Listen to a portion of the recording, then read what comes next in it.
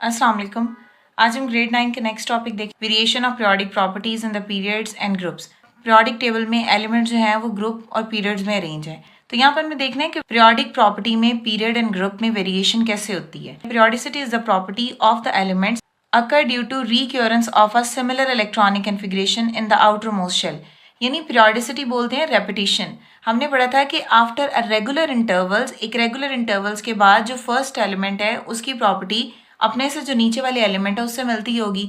यानी in short ये कि एक ग्रुप में जितने एलिमेंट प्रेजेंट है उनकी प्रॉपर्टी सिमिलर होगी। तो यहाँ पे वही लिखा हुआ है, पीरियोडिसिटी एक प्रॉपर्टी है एलिमेंट की जो अकर होती है ड्यू टू रिक्योरेंस। रिक्योरेंस का मतलब होता है रेगुलर इंटरवल्स का वर्ड इसके लिए इस्तेमाल होता है। Of a similar electronic configuration in the outermost shell, यानी एलिमेंट जिनकी इलेक्ट्रॉनिक कन्फिग्रेशन सिमिलर होगी वो एक ग्रुप में रखे जाएंगे और उनके आउटर मोस्ट शेल में सिमिलर इलेक्ट्रॉन होंगे। अब ये प्रॉपर्टी कौन सी हैं? ये चार प्रॉपर्टीज हैं, atomic radius, ionization energy, electron affinity और इलेक्ट्रॉन नेगेटिविटी। आज हम डिस्कस करेंगे कि एटॉमिक रेडियस क्या है। कि जो इलेक्ट्रॉन है वो रिवॉल्व करते हैं इन एन ऑर्बिट, मतलब शेल्स में रिवॉल्व कर रहे होते हैं। सो ओरिजिनली क्या होता है, अब एक एटम का जो इलेक्ट्रॉन क्लाउड है उसकी कोई डेफिनेट लिमिट नहीं होती। यानी अगर डेफिनेट लिमिट नहीं है तो आप साइज ऑफ एटम को एग्जैक्टली डिफाइन नहीं कर सकते। तो फिर आप साइज ऑफ एटम यानी एटॉमिक साइज या एटॉमिक रेडियस कैसे डिफाइन करोगे या कैसे उसको फाइंड करोगे? तो उसके लिए जब दो आइडेंटिकल एटम बॉन्डेड होंगे ना तो तब आप एटॉमिक रेडियस फाइंड कर सकते हैं। ठीक है, ये बच्चों हमने यहाँ तक पॉइंट डिस्कस कर लिया कि इलेक्ट्रॉन क्लाउड जो एटम का उसकी कोई डेफिनेट लिमिट नहीं होती। इसी वजह से the size of an atom can not be define exactly. आपने देखा होगा जो इलेक्ट्रॉन है ऑर्बिट में वो ऐसे रिवॉल्व कर रहे होते हैं, ऐसे शेप होती है उनकी ऐसे। तो जब इस तरह वो रिवॉल्व कर रहे होंगे, कोई भी फिक्स लिमिट नहीं होगी, तो आप वहाँ से तो साइज फाइंड ही नहीं कर सकते। तो उसके लिए ज़रूरी क्या है कि it is possible to measure the radius of an atom when it is bonded to an identical atom. इसका मतलब क्या है, जब दो आइडेंटिकल एटम एक दूसरे के साथ जुड़े होंगे तो इस केस में आप एटॉमिक रेडियस को डिफाइन कर सकते हैं। और यहाँ पे ये क्या है, ये दोनों के दोनों आइडेंटिकल एटम्स हैं। ये दो आइडेंटिकल एटम है, ये इसका न्यूक्लियस है, ये इसका न्यूक्लियस है। यहाँ से यहाँ तक का रेडियस और यहाँ से यहाँ तक का रेडियस। अब एटॉमिक रेडियस बेसिकली क्या है, half of the distance between the nuclei of the to bonded atom is called atomic radius. ये है दो न्यूक्लियाई, इन दोनों के दरमियान में इसका हाफ और इसका हाफ जो डिस्टेंस है इसको हम बोलेंगे ये है एटॉमिक रेडियस। तो डेफिनेशन फाइनल हमारे पास क्या आई, एटॉमिक रेडियस क्या होगा, half of the distance between the nuclei of the two identical bonded atom.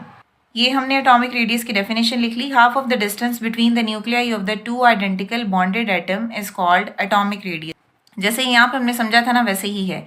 अब ये जो एटॉमिक रेडियस है इसको हम मेजर करते हैं पिकोमीटर में। It is expressed in picometre. यहाँ एक और वर्ड होता है ऑंगस्टन, ए नॉड, दोनों यूनिट इसके लिए इस्तेमाल होते हैं। जो 1 पिकोमीटर है वो 10⁻⁻12 के इक्वल होता है। यानी ये पी की वैल्यू का मतलब है 10⁻⁻12। अब फॉर एग्जांपल अगर इसको हम एग्जांपल से समझे तो ये और ज़्यादा मज़ीद क्लियर होगा कि एटॉमिक रेडियस बेसिकली होता क्या है। यहाँ पे हमने एग्जांपल ली है, दो कार्बन एटम है, दोनों एक दूसरे के साथ ऐसे जुड़े हुए हैं। ठीक है, इन दोनों में ये इसका न्यूक्लियस है, ये इसका न्यूक्लियस है, ये इसका रेडियस है, ये इसका कार्बन का रेडियस है। अब ये जो हमारे पास ये वाला है, ये 2r, इसको हम बोलते हैं ये है एटॉमिक रेडियस। एटॉमिक रेडियस में वैल्यू कितनी आई है हमारे पास, 154 पिकोमीटर। ये है atomic radius, half of the distance between the nuclei of the to bonded atom is called atomic radius. और यहाँ पे वैल्यू कितनी आई है, 154 पिकोमीटर। अगर हम एलिमेंटल फॉर्म में देखें कार्बन का, सिंगल कार्बन एटम का रेडियस देखें तो उसके लिए क्या होगा कि इस 154 को हम क्या करेंगे, 2 पे डिवाइड कर देंगे। तो हमारे पास हाफ कितना होगा, 77 picometre. So this is called the radius of carbon atom in elemental form. अब बच्चों नेक्स्ट हम वेरिएशन देखेंगे एटॉमिक रेडियस की पीरियड्स एंड ग्रुप में। यानी ट्रेंड देखना है हमने, एटॉमिक रेडियस पीरियड में इंक्रीज करता है या डिक्रीज करता है, ग्रुप में इंक्रीज करता है या डिक्रीज करता है।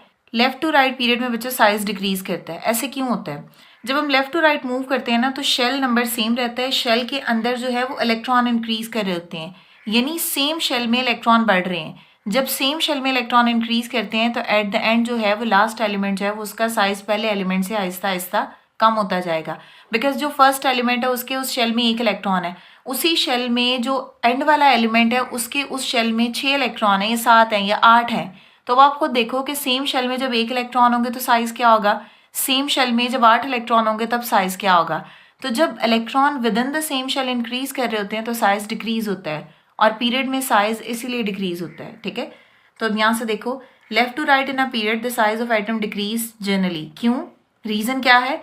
Because number of electron are added in the same shell, this tend to pull the electron closer to the nucleus. जब सेम शेल में इलेक्ट्रॉन इंक्रीज करते जाएंगे तो क्या होगा कि साइज जो है वो एटम का डिक्रीज होता जाएगा, और इलेक्ट्रॉन जो है वो न्यूक्लियस के करीब होते जाएंगे, न्यूक्लियस की अट्रैक्शन बढ़ती जाएगी।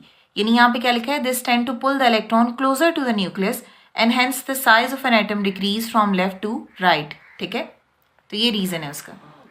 अब यहाँ पे बच्चों मैंने एक पीरियड को लिखा हुआ है, सेकंड पीरियड की एग्जांपल है। सेकंड पीरियड में लेफ्ट से लिथियम है और राइट पे है हमारे पास नियॉन। ठीक है, तो हमने ये देखना है कि क्या लिथियम का एटॉमिक साइज जो है वो ज़्यादा है और जो नियॉन है उसका एटॉमिक साइज कम है। बिकॉज रीजन के अकॉर्डिंग तो ऐसे ही होना चाहिए ना कि लिथियम का एटॉमिक साइज ज़्यादा होना चाहिए और नियॉन का एटॉमिक साइज कम होना चाहिए, because left to right size decrease होता है। जो फर्स्ट एलिमेंट है, जो पहले वाले एलिमेंट है, उनका साइज ज़्यादा होगा जब आप मूव करते जाओगे पीरियड में, तो जो लास्ट वाले एलिमेंट है उनका साइज कम होगा। तो अब यहाँ से देखते हैं।